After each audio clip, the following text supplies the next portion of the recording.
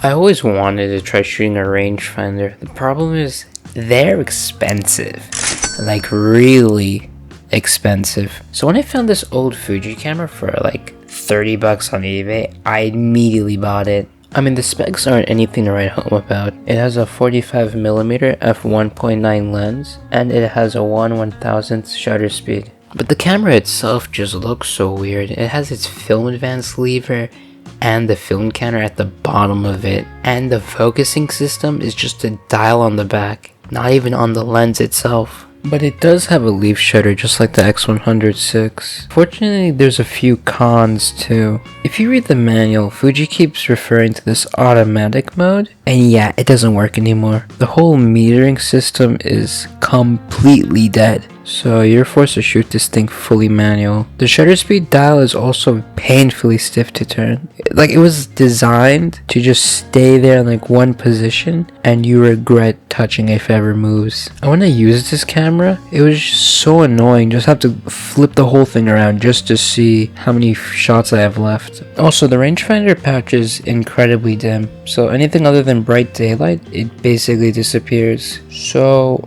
I end up using scale focusing a lot, where I judge the distance between me and my subject, or I just shoot at a high aperture with infinity focus. I think my camera suffered some shipping damage because my copy has its frame lines all skewed. This camera isn't meant for long exposures or any night photography at all. This camera doesn't work with any threaded shutter release cables I had on hand. This is just what I heard from forums online, but you shouldn't touch the soft timer at all. Apparently it can jam up the camera shutter mechanism and turn the whole thing into a fancy paperweight. So the few times where I did do it, because of how close it sits to the aperture ring, I just prayed that the camera still worked afterwards. But at least it came in this dope ass leather case though. I think I forgot to mention this is my first time shooting film, so naturally I decided to load the camera up with some Kodak Gold 200 and went up to Morningside Heights. The first shot I got here was supposed to be it looking over the city, but I forgot that I had to actually meter for film, and unfortunately the whole sky got blown out. I then went down the stairs and turned around to take a picture of it because, I don't know, it looked cool. Another overexposure too, but also frame lines, it really killed the shot too. I was trying to estimate for the center, but the stairs still ended up skewed. So as I walked through the park, I found this little lake with a weeping willow.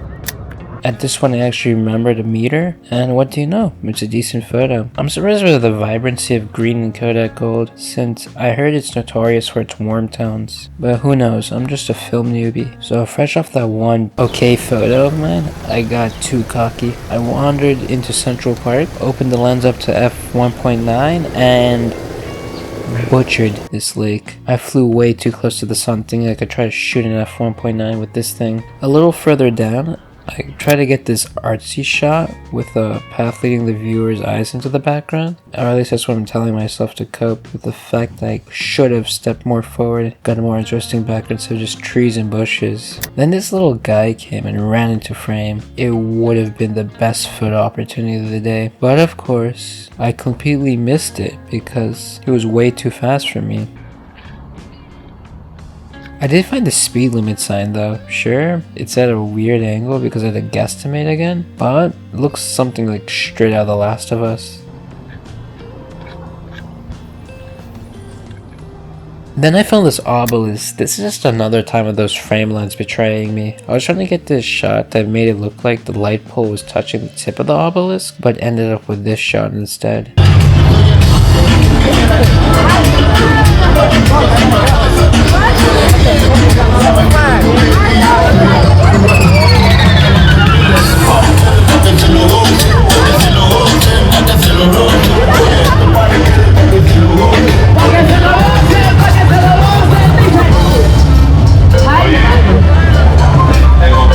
I got this shot of this guy holding up a flag.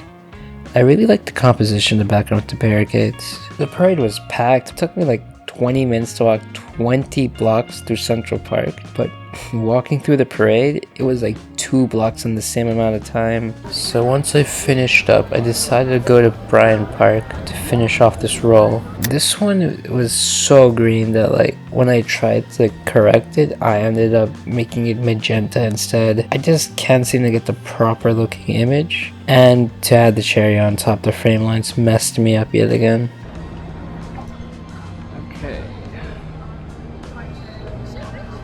But this one is decent, I guess. I really like the symmetrical aspects of the image and the way the buildings in the back tied in together. It's just a shame that it's off center again. So, conclusions.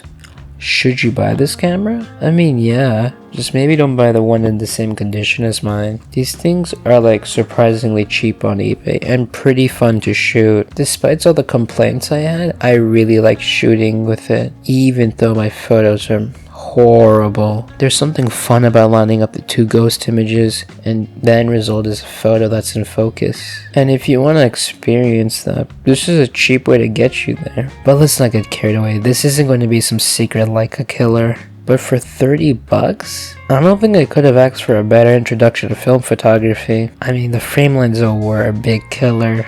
Yeah.